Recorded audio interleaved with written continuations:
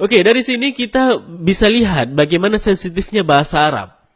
Berbeda dengan bahasa Indonesia, kalau misalnya kita lagi chattingan nih, ya, lagi chattingan dan tidak sengaja tipu atau salah tulis, maka tidak akan lari ke arti atau kosakata yang lain. Kalaupun tipu, ya kita bisa tahu apa kosakata yang benarnya, karena nggak jauh beda lah. Tapi kalau bahasa Arab tidak demikian, salah sedikit langsung lari dan maknanya juga jauh sangat berbeda.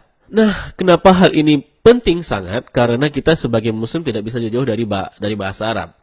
Dalam sehari kita salat 5 kali, oke, dalam 5 kali sehari. Dan coba bayangkan kalau misalnya dalam salat kita suka salah baca ayat ataupun doanya.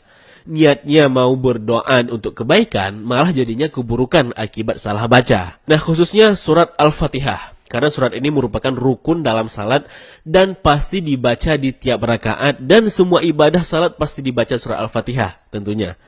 Oke, mari kita lihat kira-kira kesalahan apa yang sering kita lakukan saat kita membaca surat Al-Fatihah. Oke.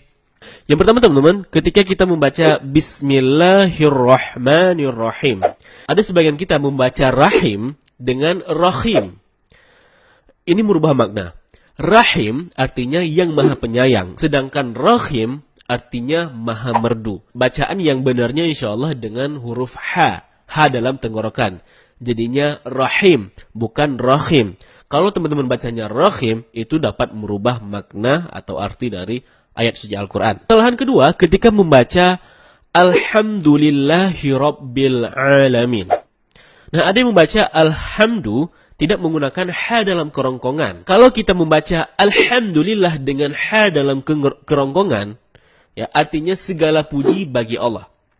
Nah sebaliknya, kalau kita baca Alhamdu, H bukan tenggorokan, maka artinya segala kematian. Jauh berbeda. Begitu juga terkadang kita malas mengucapin huruf Ain. Jadinya ketika kita membaca Alhamdulillahi Rabbil Alamin, malah dibaca Alamin. Alamin menggunakan huruf Ain artinya semesta alam. Nah, kalau alamin artinya sakit. Kalau kita baca dari awal Alhamdulillahirabbil alamin, maka artinya sangat fatal. Segala kematian bagi Tuhan orang-orang yang sakit. Subhanallah, maknanya jauh 180 derajat.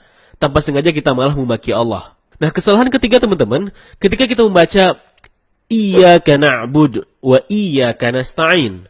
Ada yang membacanya dengan iyyaka, tidak menekan huruf ya. Seperti sebagaimana kita jelaskan tadi bahwa penekanan itu dapat merubah makna.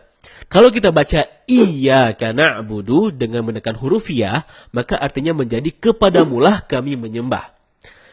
Kalau membaca tanpa tekanan seperti Iyyaka na'budu, maka artinya kepada cahaya matahari kami menyembah. Na'udzubillah. Berbeda jauh 180 derajat, teman-teman. Nah, tanpa sengaja kita telah melakukan 3 kesalahan. Pertama, merubah makna, kemudian memaki Allah, dan yang ketiga, meminta kepada matahari atau berlaku syirik. Nah, kalau setiap salat yang 5 kali sehari kita bacanya terus salah-salah, demikian maka setiap rakaat kita sudah merubah makna, memaki Allah, dan berbuat syirik. Nah, itu baru Al-Fatihah loh. Belum lagi bacaan-bacaan lainnya. Jadi yang awalnya ibadah untuk memuja dan berdoa kepada Allah, malah sebaliknya. Inilah sebab kenapa bahasa Arab atau bahasa Al-Quran sangat berbeda dengan bahasa Indonesia. Seperti video yang sedang viral sekarang ini, di mana Al-Fatihah dibaca dengan Al-Fatihah. Nah teman-teman, Al-Fatihah artinya pembuka. Sedangkan Al-Fatihah ya dari kata fataka. Kalau kita lihat dari kamus artinya membunuh, menghancurkan, atau menghapuskan. Sangat jauh berbeda. Nah, dari nama surat saja kalau salah sebut bisa merubah arti 180 derajat. Gimana lagi teman-teman kalau beserta dengan isi-isinya, isi suratnya. Oke gini, saya tidak bermaksud untuk menyerang suatu individu, melainkan dari video viral ini kita ambil refleksinya. Ya, kita renungi dan kita ambil ibrah. Kita nggak menyerang individu, bisa jadi juga itu karena cuma kesilapan penyebutan. Ya kita sebagai muslim harus bisa saling berbaik sangka. Karena bisa saja kita juga bisa salah seperti itu. Intinya video ini bukan untuk ngerosting orang, tetapi untuk mengambil ibrah dan pelajaran, wawasan serta ilmu pengetahuan. Bahwa bahasa Arab itu tidak seperti yang kita bayangkan. Dan semoga setelah ini kita bisa lebih banyak mempelajari ilmu tajwid untuk memperbaiki bacaan kita supaya sesuai dengan kaidah bahasanya. Dan saya sendiri jujur belum sempurna dalam pelafalan bahasa Arab, oleh karenanya sama-samalah kita belajar. Nah, terus gimana kalau dulu saya bacanya sering salah-salah?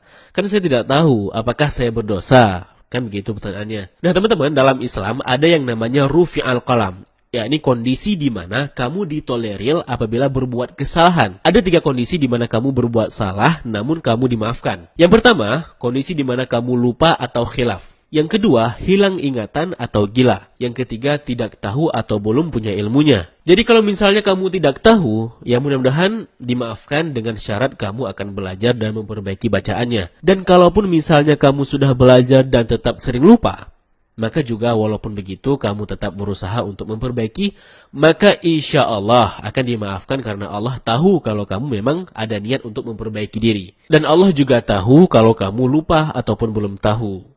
Allah melihat prosesnya loh. Nah, mungkin ini saja untuk vlog kali ini. Semoga bermanfaat. Bagaimana pendapat kalian? Tulis di kolom komentar. Nonton pula video lainnya dari Benny ID. Jangan lupa like, share, dan subscribe. Terima kasih telah menyaksikan. Sampai jumpa di episode berikutnya. Wassalamualaikum warahmatullahi wabarakatuh. Salam damai.